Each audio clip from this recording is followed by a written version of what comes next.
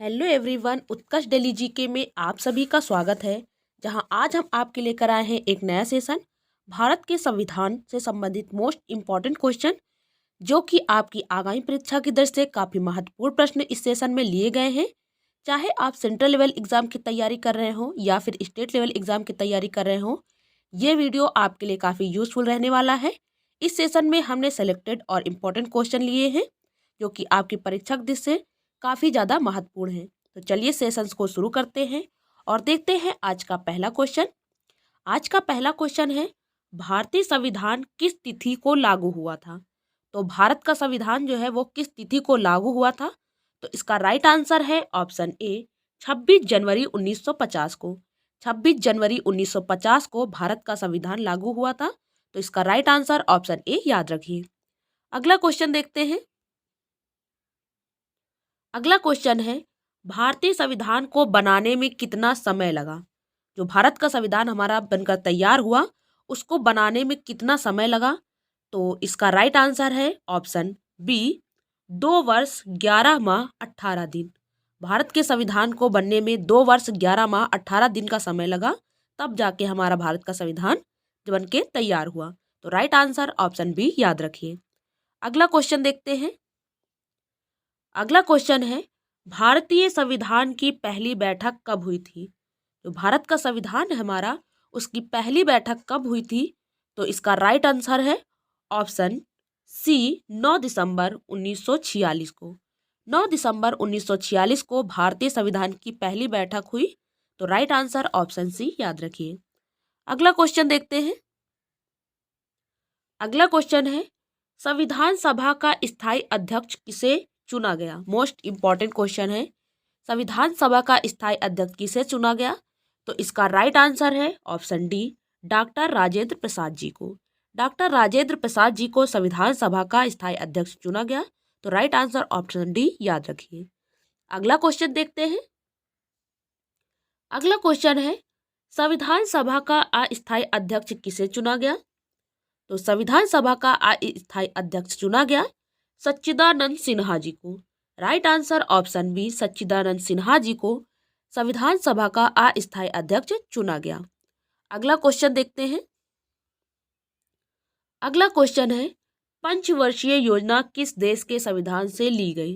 जो हमारी पंचवर्षीय योजना है वो किस देश के संविधान से ली गई? तो इसका राइट आंसर है ऑप्शन डी पूर्व सोवियत संघ रूस से। पूर्व सोवियत संघ रूस से पंचवर्षीय योजना ली गई। अगला क्वेश्चन देखते हैं। अगला क्वेश्चन है, संविधान की प्रारूप समिति के अध्यक्ष कौन थे? Most important question. तो संविधान के प्रारूप समिति के अध्यक्ष थे doctor Bhimrao Ambedkar ji. Right answer option C doctor Bhimrao Ambedkar ji संविधान प्रारूप के समिति के अध्यक्ष थे। अगला क्वेश्चन देखते हैं। अगला क्वेश्चन है, भारतीय संविधान का सभा का संवैधानिक सलाहकार कौन था?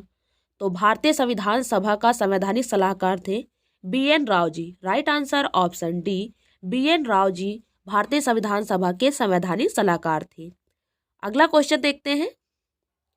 अगला क्वेश्चन है, संविधान के अनुच्छेद 1 में भारत को क्या कहा गया है? तो जो भारत का संविधान है हमारा, उसमें अनुच्छेद 1 में भारत को क्या कहा गया है? तो इसको कहा गया है राज्यों का संघ। राइट आंसर ऑप्शन डी राज्यों का संघ कहा गया है संविधान के अनुच्छेद में भारत को। अगला क्वेश्चन देखते हैं। अगला क्वेश्चन है, भारत के नीति निर्देशक तत्व किस देश के संविधान से लिया गया है?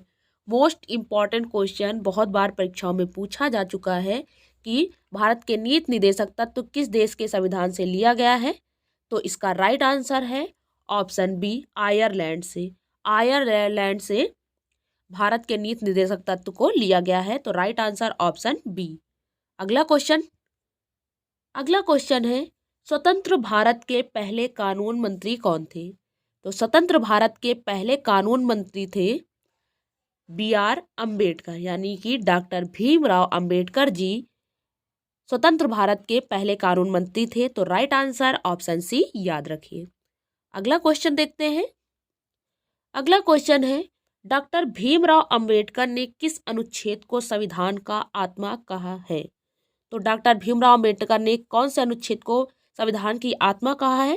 तो इसका राइट आंसर ऑप्शन सी, अनुच्छेद 32। मोस्ट इम्पॉर्टेंट क्वेश्चन है ये, बहुत बार परीक्षाओं में पूछा गया है, तो इसे जरूर याद रख लीजिए कि संविधान की हृदय और आत्मा अनुच्छेद 32 को कहा गया है। और किसके द्वारा ये कहा गया है?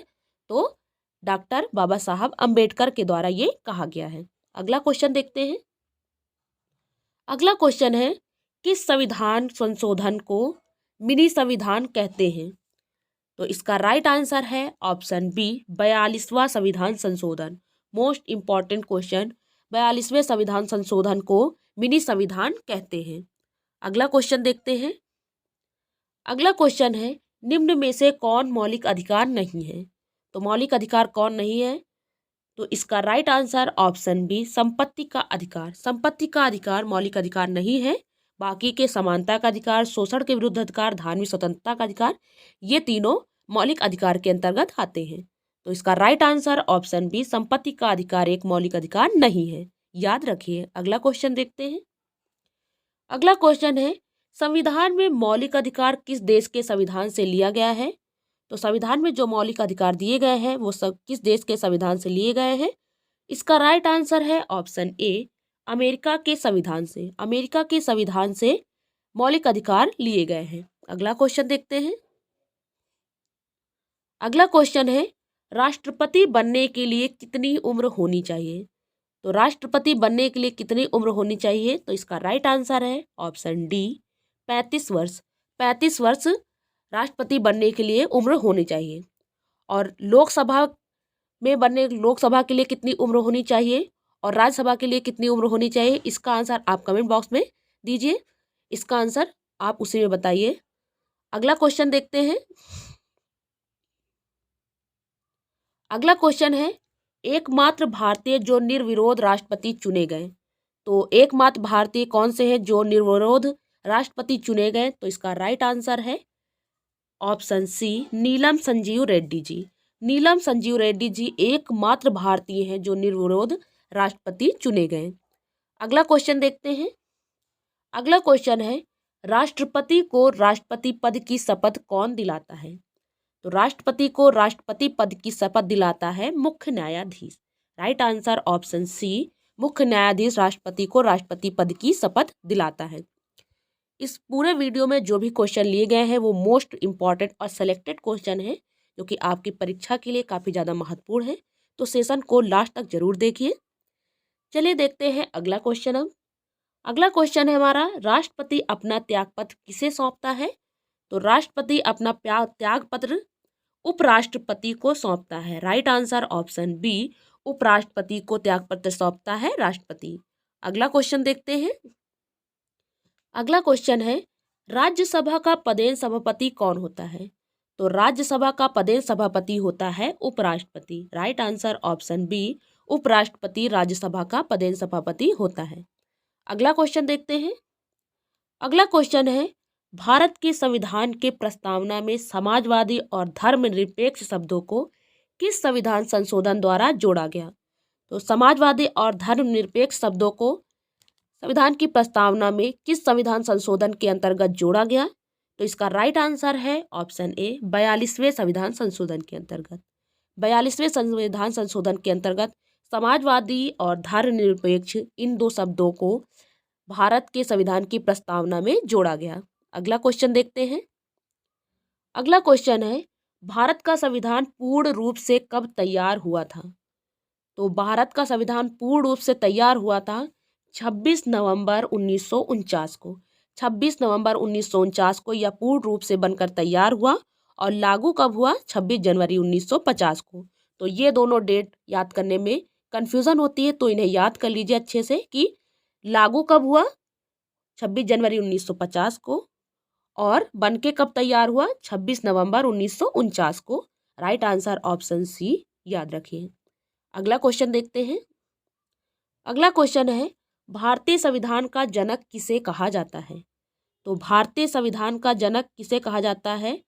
राइट आंसर इसका option B, doctor Bhimrao Ambedkar ji को। डॉक्टर भीमराव अंबेडकर जी को भारतीय संविधान का जनक कहा जाता है। अगला क्वेश्चन देखते हैं। अगला क्वेश्चन है, वर्तमान में भारतीय संविधान में कितनी अनुसूचियां हैं? तो वर्तमान में भारतीय संविधान में कितनी अनुसूचियां हैं? तो राइट आंसर इसका ऑप्शन बी 12 अनुसूचियां। वर्तमान समय में 12 अनुसूचियां भारत में की संविधान में वर्णित हैं। अगला क्वेश्चन देखते हैं। अगला क्वेश्चन है, मूल संविधान में कितनी अनुसूचियां हैं? तो मूल संविधान में 8 अनुसूचियां हैं। Right answer option D. तो वर्तमान में 12 है और मूल संविधान में 8, इसे याद रखिए। अगला क्वेश्चन देखते हैं। अगला क्वेश्चन है, संविधान की 10वीं अनुसूची का संबंध किससे है? तो संविधान की 10वीं अनुसूची का संबंध है दल बदल कानून से। राइट आंसर ऑप्शन डी, दल बदल कानून से संविधान की 10वीं अनुसूची का संबंध है। अगला क्वेश्चन देखते हैं। अगला क्वेश्चन है, भारतीय संविधान में संसदीय प्रणाली किस देश के संविधान से ली गई? तो संसदीय प्रणाली ली गई है इंग्लैंड से। Right answer option A, England से संसदीय प्रणाली ली गई है भारतीय संविधान में। अगला क्वेश्चन देखते हैं। अगला क्वेश्चन है, भारतीय संविधान के किस अनुच्छेद में धन विधेयक की परिभाषा दी गई है? तो धन विधेयक की परिभाषा दी गई है भारतीय संविधान के अनुच्छेद 10 में। राइट आंसर ऑप्शन सी, अनुच्छेद 110 में धन विधेयक की परिभाषा दी गई है। अगला क्वेश्चन देखते हैं। अगला क्वेश्चन है, मूल कर्तव्य संविधान के किस भाग में है? तो मूल कर्तव्य है भाग 4 का में। मूल कर्तव्य का वर्णन है संविधान के भाग 4 का में, तो इसे याद रखिए। अगला क्वेश्चन देखते हैं। अगला क्वेश्चन है, संविधान के किस भाग में संविधान संशोधन की प्रक्रिया का उल्लेख है? तो संविधान का ऐसा कौन सा भाग है जिसमें संविधान संशोधन की प्रक्रिया का उल्लेख है? तो इसका राइट आंसर है ऑप्शन डी, भाग 20 में। भाग 20 में संविधान के संशोधन की प्रक्रिया का उल्लेख है, तो इसे याद रखिए। अगला क्वेश्चन देखते हैं। अगला क्वेश्चन है, समानता का अधिकार किस अनुच्छेद में है? तो समानता का अधिकार है अनुच्छेद 14 से 18 में। राइट आंसर ऑप्शन बी, 14 से 18 में समानता के अधिकार का वर्णन किया गया है भारतीय संविधान में। अगला क्वेश्चन देखते हैं। अगला क्वेश्चन है, भारतीय संविधान की प्रथम दिन की अधिवेशन की अध्यक्षता किसने की थी? तो भारतीय संविधान के प्रथम दिन के अधिवेशन की अध्यक्षता की थी सच्चिदानंद सिन्हा जी ने। सच्चिदानंद सिन्हा जी ने भारतीय संविधान की प्रथम दिन की अधिवेशन की अध्यक्षता की थी। तो राइट आंसर ऑप्शन बी, याद रखिए, सच्चिदानंद सिन्हा। अगला क्वेश्चन देखते हैं। भाषा के आधार पर पहला राज्य किसे चुना गया? तो भाषा के आधार पर पहला राज्य चुना गया आंध्र प्रदेश को। Right answer option C, Andhra Pradesh को भाषा के आधार पर पहला राज्य चुना गया। अगला क्वेश्चन देखते हैं और ये इस सेशन का लास्ट क्वेश्चन है। संविधान संशोधन की प्रक्रिया किस अनुच्छेद से ली गई है? तो संविधान संशोधन की प्रक्रिया अनुच्छेद 368 से ली गई है। राइट आंसर ऑप्शन बी, अनुच्छेद 368 से संविधान संशोधन की प्रक्रिया ली गई है। तो राइट आंसर ऑप्शन बी याद रखिए। तो ये रहे भारतीय संविधान से संबंधित मोस्ट इंपॉर्टेंट क्वेश्चन, और इस सेशन में सेलेक्टेड और महत्वपूर्ण प्रश्न लिए गए थे जो कि आपकी आगामी परीक्षा की दृष्टि से काफ़ी महत्वपूर्ण है। तो आज का ये सेशन कैसा लगा आपको कमेंट बॉक्स में ज़रूर बताइए। वीडियो को पसंद आया हो तो वीडियो को लाइक कीजिए, शेयर कीजिए, चैनल को सब्सक्राइब कर लीजिए और बेल आइकन पर प्रेस कर लीजिए ताकि आने वाली अगली वीडियो की नोटिफिकेशन आपको जल्द से जल्द प्राप्त हो। धन्यवाद।